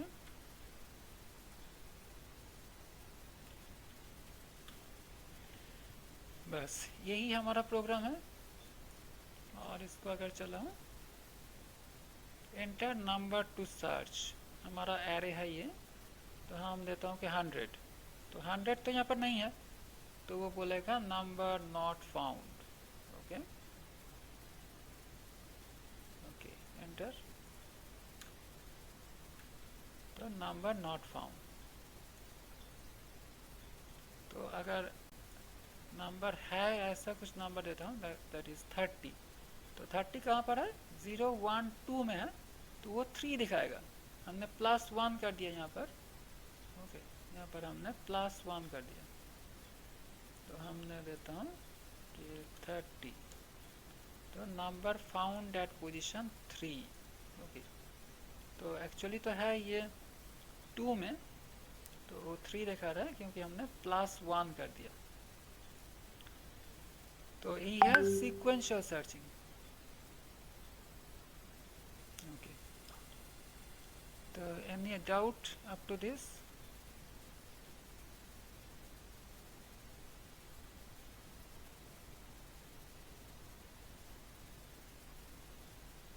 Any confusion? No sir. Okay, तो ये हुआ सीक्वेंशियल सर्चिंग। नेक्स्ट है बाइनरी सर्चिंग। तो ये सीक्वेंशियल सर्चिंग में हमने तो देखा कि इसमें टाइम ज़्यादा लगता है। अगर एरे में 1000 डेटा है और 1 लाख डेटा है तो ये बहुत टाइम लग जाएगा। ओके, ये पूरा दिन लग जाएगा। तो हम इसको टेस्ट कर सकता हूँ कि एरे में अगर 1000 डेटा है तो उसमें क्या टाइम लग सकता है। तो ये सर्च करने का ज़रूरत नहीं है, हम जस्ट एरे में कुछ वैल्यू स्टोर करके भी दिखा सकता हूँ कि एरे में कितना नंबर लग सकता है। एक फॉर लूप घुमा के देख सकता हूँ, एरे का भी ज़रूरत नहीं। तो हम यहाँ पर से ऐसा बोल दे कि 32,000। ओके, और इससे भी ज़्यादा हम बोल सकता हूँ कि 50,000। और अगर प्रिंट एफ करके आई का वैल्यू दिखाऊँ, okay, i equals to %d, i. Okay, तो अब चला के दिखता हूँ कि ये कैसे दिखा रहे हैं। ये स्कैनर का ज़रूरत नहीं। ओके, तो इसको अगर चलाऊँ तो ये जो दिखा रहा है कि 50,000, ये तो दिखाने के लिए इतना टाइम लग रहा है। ओके, ये 50,000 तक चलेगा। तो अगर दिखाने के लिए इतना टाइम लग रहा है तो एरे होगा, उसमें सर्चिंग होगा। ओके, उसमें तो और भी टाइम लगेगा। तो इसीलिए हम एज्यूम कर सकता हूँ कि 50,000 के लिए इतना टाइम लग रहा है, अभी तक ख़त्म नहीं हुआ है। तो अगर 1 लाख एलिमेंट है और 10 लाख 20 लाख और 1 करोड़ एलिमेंट है, अभी ख़त्म हुआ है। अगर 1 करोड़ एलिमेंट है यहाँ पर, तब कितना टाइम लग सकता है। तो इसीलिए ये सीक्वेंशियल सर्च प्रैक्टिकली ये हम नहीं करता हूँ, ये तो बहुत टाइम लग जाएगा। तो हम प्रैक्टिकली जो करता हूँ, हम बाइनरी सर्च करता हूँ, इसमें बहुत ही कम टाइम लगेगा। ओके, इसका हाफ का हाफ हो जाएगा। ओके, तो आप देखता हूँ कि बाइनरी सर्च कैसे काम करता है। Okay, that is binary search. Okay, तो बाइनरी सर्च जो होता है यह हम डिक्शनरी में ऐसा सर्च करता हूँ, इसको डिक्शनरी सर्च भी बोलता हूँ। ओके, डिक्शनरी सर्च मतलब डिक्शनरी में हम जो जैसे सर्च करता हूँ, डिक्शनरी में तो वर्ड्स अल्फ़ाबेटिकली शॉर्टेड होता है, तो हम डिक्शनरी में जैसे सर्च करता हूँ उसी को बोलता हूँ, वहाँ पर भी हम बाइनरी सर्च ही करता हूँ एक्चुअली। तो इसका मतलब क्या है? इसका मतलब बाइनरी सर्च करने के लिए जो कंडीशन वह है आइटम को शॉर्टेड होना है, ये है कंडीशन यहाँ पर। ओके, कंडीशन है कि array must be shorted, okay, either in numerical order और इन अल्फ़ाबेटिकल ऑर्डर। अगर अल्फ़ाबेट सर्च कर रहा हूँ तो अल्फ़ाबेटिकली शॉर्टेड होना है, और अगर नंबर सर्च कर रहा हूँ तो न्यूमेरिकली शॉर्टेड होना है। ओके, तो बाइनरी सर्च सिर्फ शॉर्टेड एरे के ऊपर काम करता है, यही है इसका कंडीशन। ओके, बिना शॉर्टिंग किया हम इसको अप्लाई नहीं कर सकता, तो हम इसको शॉर्टेड करके रख सकता हूँ। ओके, ये जो नंबर हम शॉर्टेड करके रख सकता हूँ, से 10, 20, से 35, 60, 70। ओके, ऐसा कुछ ये हमने शॉर्टेड ही कर दिया। हम बाद में शॉर्ट कैसे करना है ये भी हम करूँगा, शॉर्टिंग का भी टेक्निक हम करूँगा। तो अभी के लिए हम शॉर्टिंग करके ही रख दिया, जैसे हम बाइनरी सर्च इसके ऊपर अप्लाई कर सकता हूँ। ओके, तो आप समझना इसका लॉजिक क्या है। तो हम यहाँ पर एक एरे लेता हूँ जिसमें 5 रूम्स करता हूँ, 1 2 3 4 5। ओके, और पहला index is 0 and 1 and 2 3 and 4। तो यहाँ पर भी हम शॉर्टिंग करके ही नंबर को देता हूँ, that is 10, 20, 35 and 50 and 60। Okay, तो अब ये जो पहला एलिमेंट मतलब पहला एलिमेंट का इंडेक्स दैट इज 0, ये 0 में हम एक वेरिएबल को सेट करना है, तो इसका नाम दूंगा LB मतलब लोअर बाउंड। और जो मैक्सिमम जो इंडेक्स है मतलब 4 लास्ट इंडेक्स, इसमें एक वेरिएबल को सेट करना है, जिसका नाम होगा UB मतलब अपर बाउंड। और भी एक वेरिएबल चाहिए, मतलब पहले हमको 3 वेरिएबल लेना है, दैट इज पहला है LB that is lower bound, ये 0 में होगा, और UB मतलब अपर बाउंड, ये रहेगा 4 में, और एक वेरिएबल चाहिए दैट इज मिड। तो ये हम निकाल रहा हूँ, ये मिड कैसे निकालूंगा। और यूज़र तो एक वैल्यू देगा n में, जो सर्च करना है, मतलब सपोज 60 को ही सर्च करना है। ओके, तो 60 को सर्च करना होगा, has to be searched. Okay, has to be searched. Okay, तो अब क्या करना होगा, हम एक लूप चलाऊंगा, एक व्हाइल लूप, और इसका कंडीशन क्या होगा हम बाद में देख रहा हूँ। ओके, तो एक लूप चलाना होगा, तो एक लूप के अंदर पहले हम क्या करूँगा, इस मीड को निकालना होगा। तो पहला काम है मीड इक्वल्स टू क्या होगा, यह LB प्लस UB बाई 2, ये होगा हमारा मीड का वैल्यू। मतलब मीड अभी क्या होगा, LB 0 है, UB 4 है, तो अभी मीड का वैल्यू क्या होगा, mid equal to 0 plus 4 by 2, मतलब 4 बाई 2 मतलब 2, मतलब अभी मीड जाएगा कहाँ पर, इस 2 में, यहाँ पर जाएगा मीड। तो अब मीड को निकालने के बाद हमको 3 कंडीशन चेक करना है। पहला है इफ, पहले चेक करना है ये मीड में जो आइटम है इसके साथ यूज़र जो आइटम दिया है ये मिल गया या नहीं मिल गया। ओके, पहले देखना है कि मिला या नहीं, मतलब n double equal to check करना है कि x ऑफ मीड है या नहीं। ओके, तो अगर मिल गया तो काम खत्म हो गया। तो हम यूज़र को ये जो मीड का वैल्यू यही दिखाऊंगा, दैट इज हमारा रिजल्ट होगा मीड, मतलब नंबर फाउंड। हम बता दूंगा कि number found at mid. Okay, हमारा तो नंबर मिल गया और यहाँ से ब्रेक कर दूंगा। ओके, ये तो लूप चल रहा है, यहाँ से ब्रेक करना है। तो नंबर मिल गया, हम बता दूंगा number found at position mid, मतलब 2 में मिल गया, और हम ब्रेक कर दूंगा। तो यह पहला कंडीशन। और अगर नहीं मिला है तो हम चेक करूंगा फिर एल्स इफ। ओके, दूसरा कंडीशन। तो आप देखना है कि यूज़र जो दिया है 60, ये एक्स ऑफ मीड से बड़ा है या छोटा है। ओके, मतलब चेक करना है कि n greater than x of mid है या नहीं। ओके, अगर एन एक्स ऑफ मीड से बड़ा है, मतलब यहाँ पर भी ऐसा ही हुआ, 60 एक्स ऑफ मीड क्या है 35, तो 60 तो 35 से बड़ा है।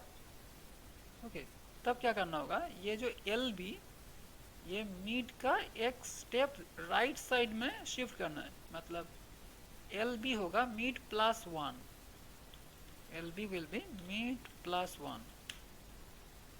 तो अभी तो ऐसा ही सिचुएशन है, अभी हमें यही करना होगा। तो ये तो करूँगा, इसके पहले हम और भी जो लास्ट कंडीशन, तो अगर बड़ा भी नहीं है, इक्वल भी नहीं है, n double equal to x of mid भी नहीं है, और एन एक्स ऑफ मीड से बड़ा भी नहीं, तो बाकी तो एक ही होगा, तो इट छोटा ही होगा। ओके, इक्वल भी नहीं, बड़ा भी नहीं, तो छोटा ही तो होगा।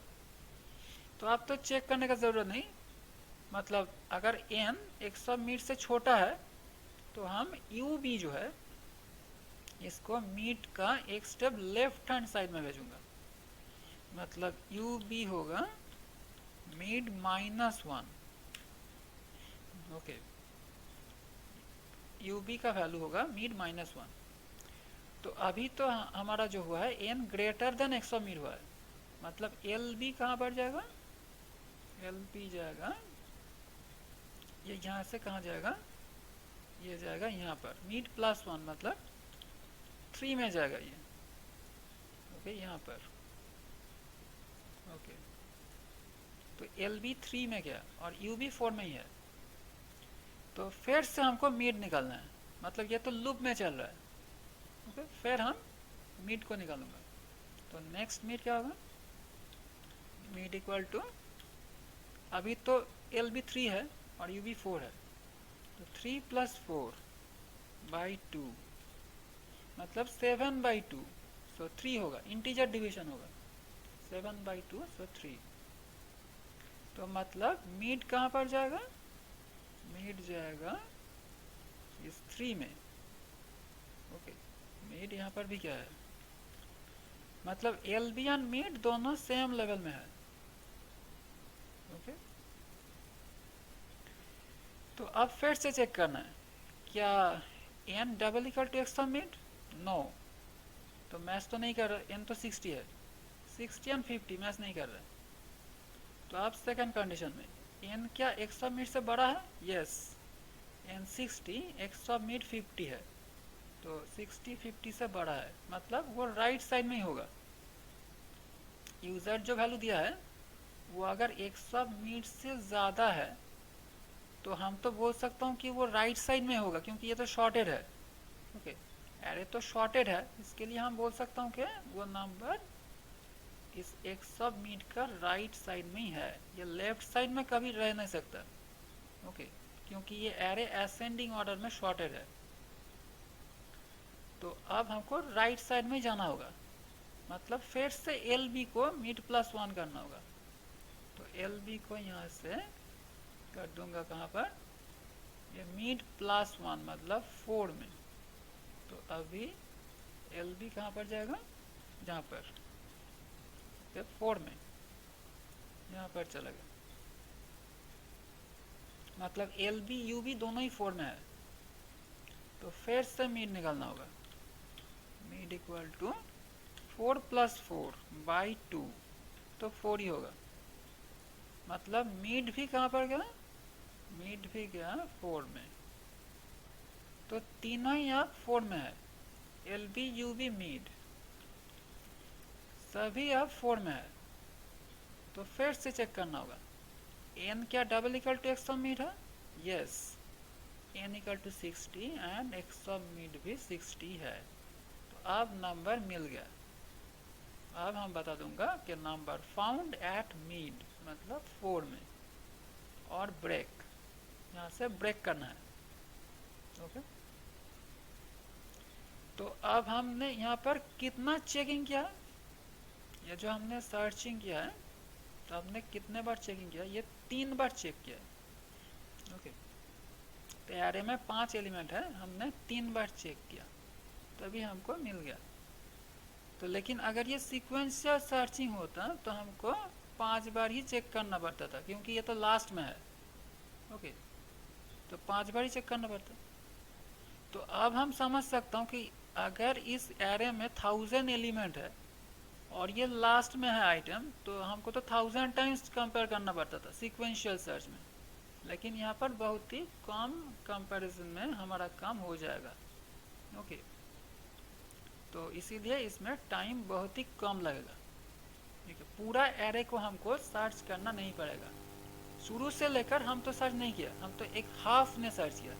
हम 2 से सर्च करना शुरू किया, 35 से 35 50 60 हमने सिर्फ हाफ एलिमेंट को सर्च किया है। ओके, इसका पहले का जो एलिमेंट था 10 20 ये तो सर्च नहीं किया। इसीलिए ये बाइनरी सर्च में टाइम बहुत कम लगता है, और सीक्वेंशियल सर्च में टाइम ज़्यादा लगेगा, क्योंकि वहाँ पे तो एरे शुरू से लेकर एंड तक हमको सर्च करना है। ओके, तो अब यहाँ पर जो हमको करना है कि ये लूप कहाँ तक चलेगा, ये तो कंडीशन तो देना बाकी है। अभी हमने तो लूप का अंदर जो स्टेप्स ये तो हमने कर दिया, नंबर भी मिल गया, लेकिन हमको तो ये कंडीशन देना है यहाँ पर कि लूप चलेगा कब तक। तो कब तक चलेगा इसको फाइंड हम कैसे करूँगा, इसको फाइंड करने के लिए हमको देखना होगा अगर नंबर नहीं मिला तो क्या होगा, नंबर अगर मिल गया क्या होगा, ये तो हमने देख लिया। तो अब देखना है कि नंबर अगर नहीं मिला तो क्या होगा। ओके, तो फॉर एग्जांपल हम इसको फिर से लेता हूँ।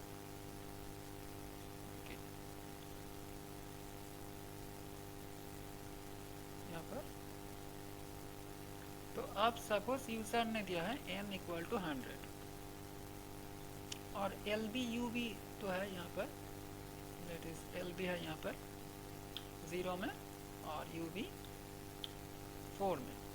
ओके, तो अब फिर से हम मीड चेक कर रहा हूँ, that is mid equals to होगा पहले 0 प्लस 4 बाई 2 इक्वल्स टू 2। तो अब फिर से मीड गया कहाँ पर, 2 पर। ओके, यहाँ पर है मीड। तो अब चेक कर रहा हूँ क्या वही कंडीशन, दैट इज यहाँ पर व्हाइल। ओके, तो पहला कंडीशन क्या था कि if n double equal to x of mid है या नहीं, तो ये तो नहीं होगा। ओके, तो पहला कंडीशन तो नहीं होगा, क्योंकि मैच तो नहीं करेगा ये। और एल्स इफ में आ रहा हूँ, एल्स इफ एन क्या greater than x of mid है, yes, n greater than x of mid. तो आप क्या करना होगा, l b equal to mid plus 1। Okay, और else you b equal to mid minus 1। Okay, ये हमारा 3 कंडीशन। तो हमारा तो सेकंड कंडीशन मैच कर रहा है, n greater than x of mid, तो l b equal to mid plus 1।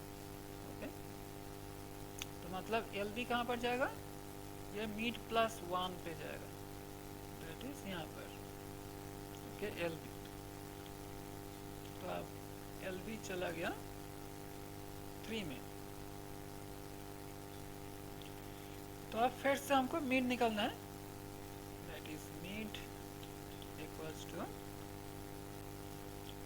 3 plus 4, अभी LB 3 है और UB 4 है, तो 3 प्लस 4 बाई 2 मतलब 7/2, तो 3 होगा।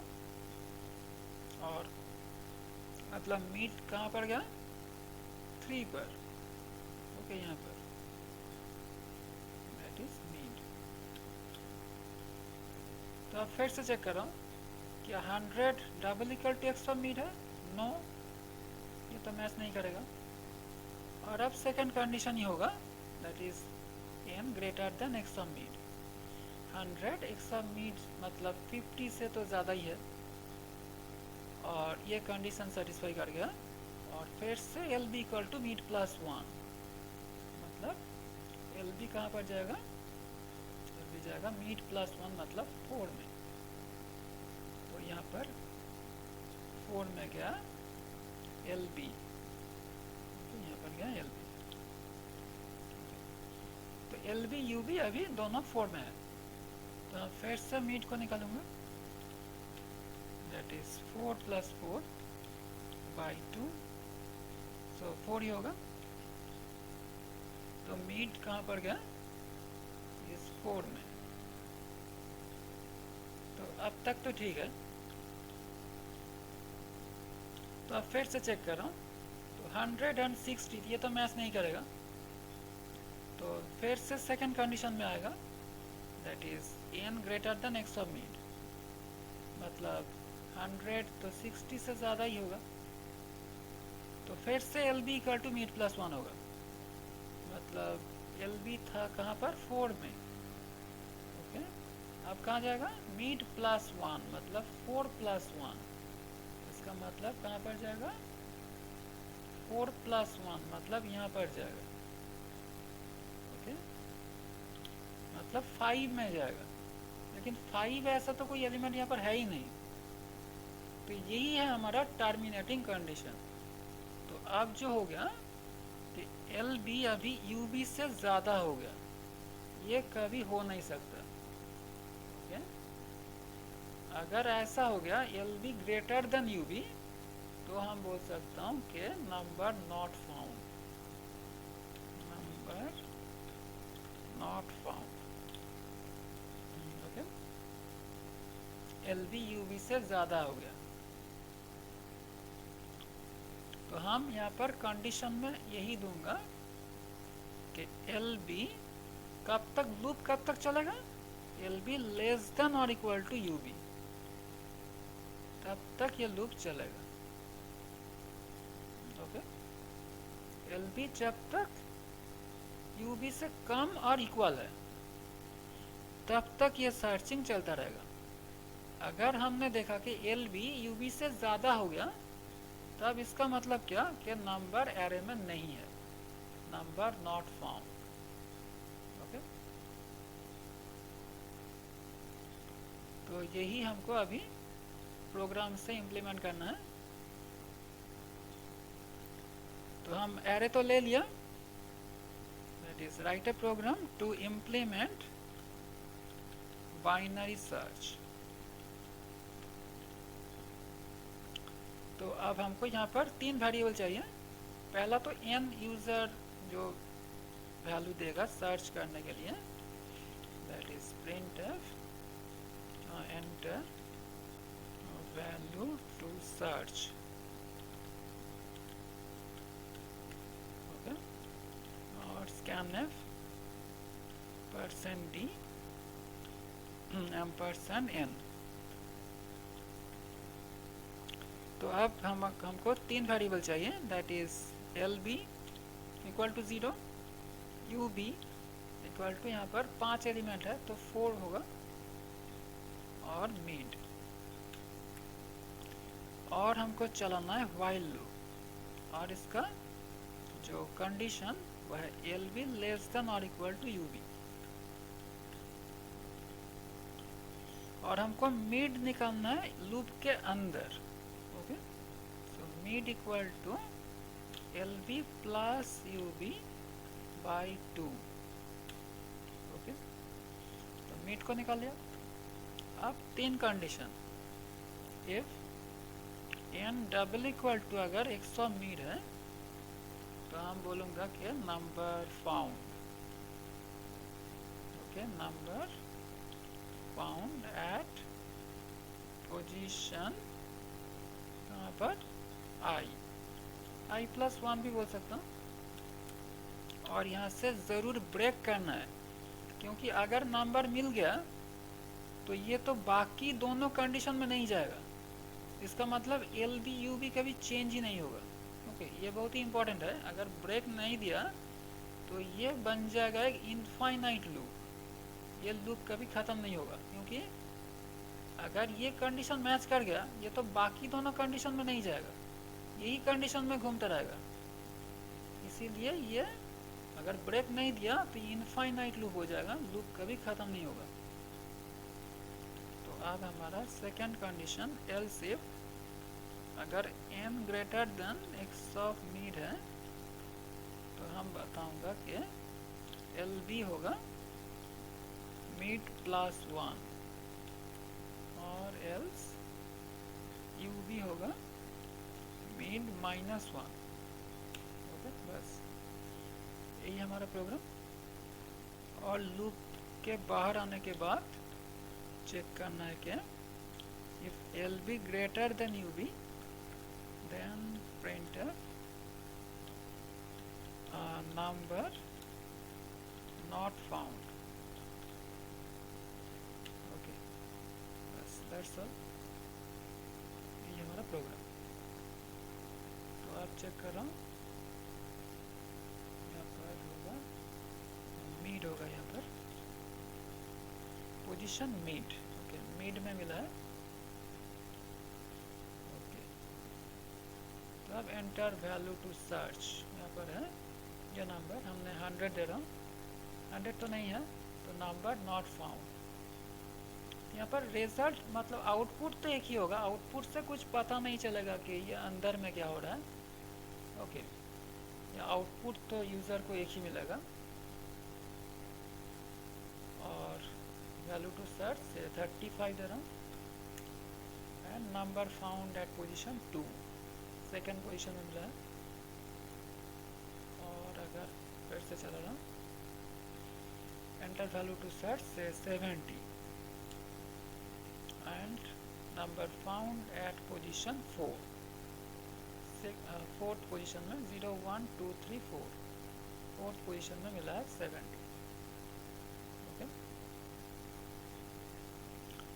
तो ये है हमारा binary search. Any confusion? No sir। Okay, तो ये है दोनों सर्च। और इसके बाद देखना है कि शॉर्टिंग। तो शॉर्टिंग का जस्ट हमने लॉजिक को बताता हूँ अभी के लिए, और हम बाद में इसका इम्प्लीमेंटेशन करूँगा।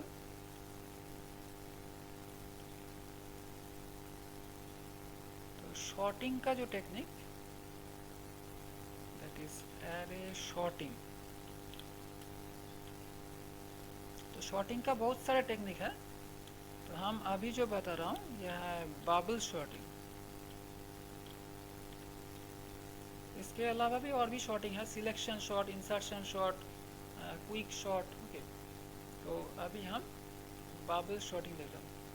बबल शॉर्टिंग में क्या करना होगा, हम साइड बाय साइड दोनों कंसेक्यूटिव आइटम को कंपेयर करना होगा। इसका जो मेन लॉजिक है, we have to compare two consecutive items, consecutive items. Okay, दोनों कंसेक्यूटिव आइटम को चेक करना होगा और कंपेयर करना होगा। तो अगर सपोज यहाँ पर दोनों आइटम है, दैट इज 20 एंड 10, तो ये 20 के साथ 10 को कंपेयर करना है। तो अगर 20 10 से ज़्यादा है तो ये दोनों आइटम को इंटरचेंज करना होगा। ये दोनों आइटम को हम कंपेयर करूँगा, देखूँगा कि अगर 20 10 से ज़्यादा है then if 20 greater than 10 then interchange और स्वैप बोलता हूँ इसको, स्वैप, इंटरचेंज और swap these two numbers, swap two items. Okay, यही है हमारा लॉजिक. ओके, तो आप देखता हूँ ये कैसे काम कर रहा है. ओके,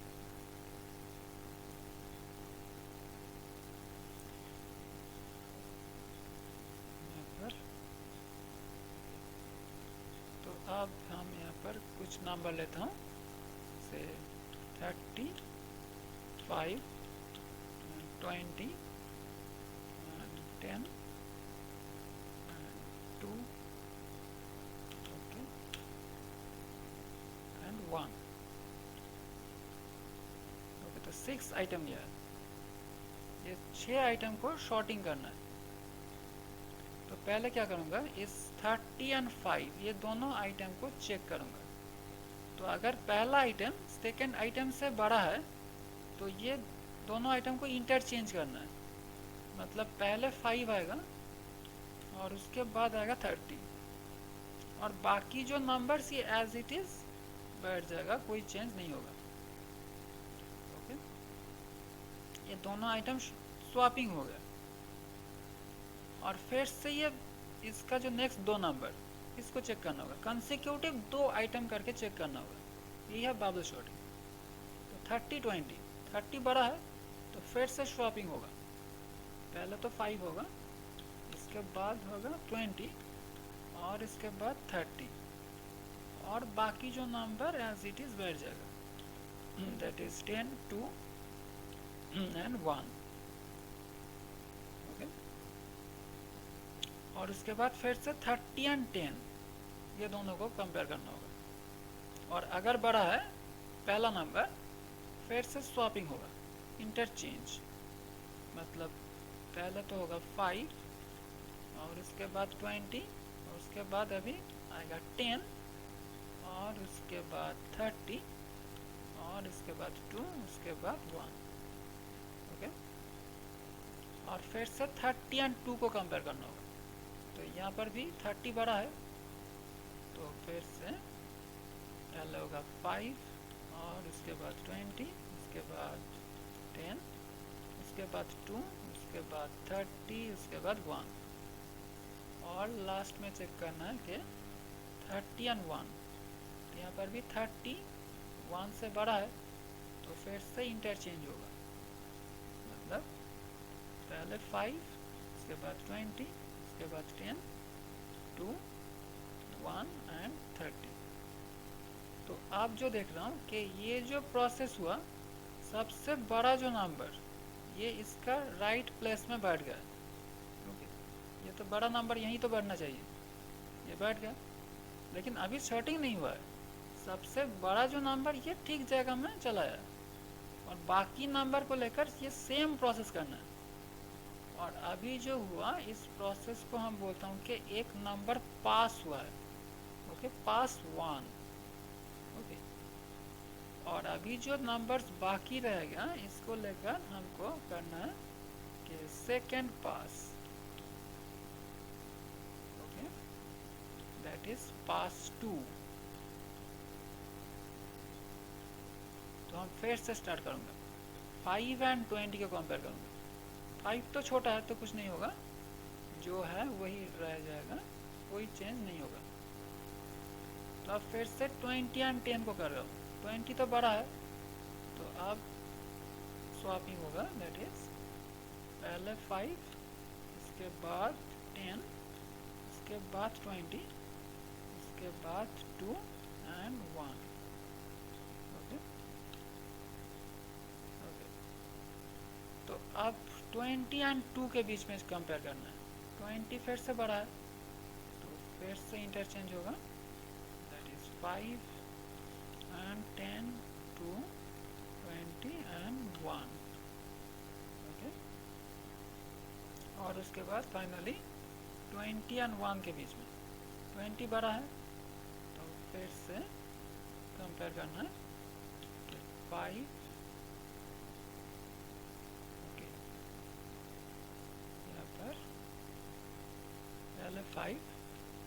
उसके बाद 10, उसके बाद 2, 1 एंड 20। तो ये जो हुआ, इसके बाद जो नेक्स्ट बड़ा नंबर ये ठीक पोजीशन में चला है, दैट इज 20। इसको तो यहीं पर है रहना है, 20 को तो यहीं पर लास्ट में ही रहना है, इसके लिए लास्ट में चला है। और अभी बाकी जो नंबर रहेगा इसको लेकर हमको नेक्स्ट पास करना है, दैट इज पास 3। ओके, तो अब फिर से 5 एंड 10, 5 तो छोटा है तो कुछ चेंज नहीं होगा, जो है वही रह जाएगा।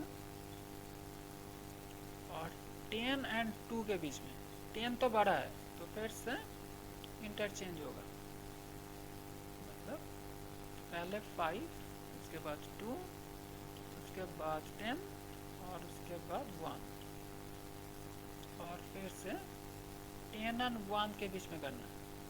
10 तो बड़ा है तो फिर से स्वैपिंग होगा, दैट इज पहले 5, उसके बाद 2, उसके बाद 1, उसके बाद 10। और इस पास के लास्ट में हम जो देख रहा हूँ कि ये जो नंबर जो 10 ये करेक्ट पोजीशन में चला है, ओके, दैट इज 10, ये करेक्ट पोजीशन में चला है। ओके,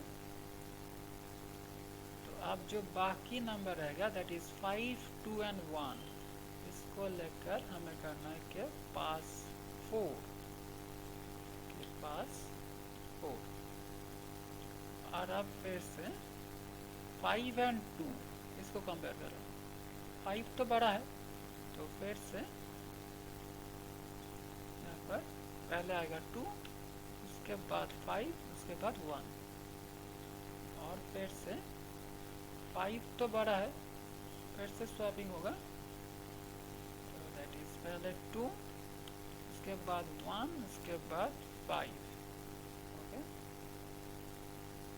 तो अब ये 5 ठीक जगह में चला है, ओके, तो ये भी खत्म हो गया। और बाकी दो नंबर है, इसको लेकर हमें करना है last pass, that is pass 5। Okay, तो अब तो दो ही नंबर है, तो 2 बड़ा है तो इंटरचेंज होगा, तो यहाँ पर होगा दैट इज 1 एंड 2, और 2 बड़ा है तो ये भी करेक्ट पोजीशन में चला है, दैट इज 2। तो अब ये पूरा सीक्वेंस शॉर्टेड हो गया, पहले 1, 2, उसके बाद 5, उसके बाद 10, 20, 30। तो यही हुआ हमारा बबल शॉर्ट का जो लॉजिक।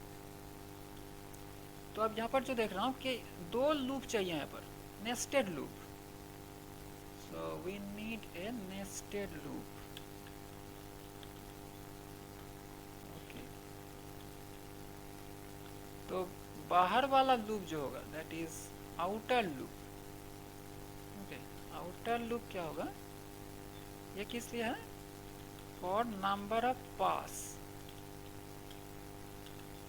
तो नंबर ऑफ पास कितना होगा, 5 पास हुआ है, इसका मतलब जितना नंबर है उससे एक कम होगा नंबर ऑफ पास, मतलब 6 नंबर है यहाँ पर, पास क्या होगा 5, मतलब एक कम, मतलब नंबर ऑफ आइटम -1।